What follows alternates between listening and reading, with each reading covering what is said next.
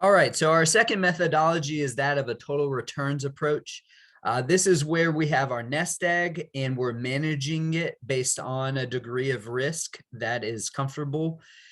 And the idea is we're going to take an amount of income, but we're going to adjust it over time based on the performance of our portfolio, right? So in this case, we're looking at $120,000 of net cash flow. So that's, 15,000 more than the interest only approach. And we're also applying a 3% inflation rate. So we're taking 3% more money out each year as we go into the future. So I'm going to show you a Monte Carlo analysis of what this would look like, just showing the possibility of this having success or failure. Based on these variables right now, it's showing a 60% failure rate or a 40% success rate. What's defining success or failure is success is $1 being in the portfolio after 30 years. So the upside of the total returns approach is there are instances where we have, significant amount of money left over after 30 years, right? Maybe we even have more money than we started with in this rare instance.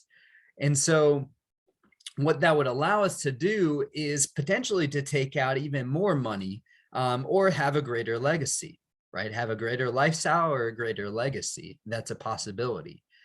From a longevity standpoint, however, there is a 60% rate or chance that after 30 years, we're completely out of money or even into the negative, right?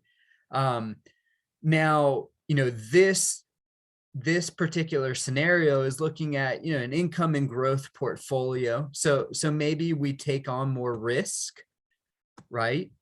Maybe we're in more of a balanced portfolio and our success rate is more like 60%, or maybe we take on more of a moderate growth portfolio, right?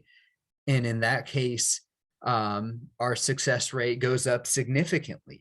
And we have possibilities of having a large amount of legacy or lifestyle increases.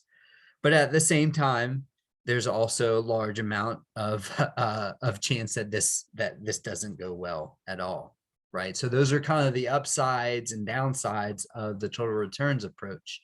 Less certainty, but more optionality. This is still just like the interest only, looking at a tax deferred or retirement account. So we're actually in the first year taking $71,000 of income from the portfolio to produce our $120,000. And so we are dealing with that inflation also along the way by increasing it at a 3% rate. So that's the total returns methodology. And now we're going to look at the amortization of an asset.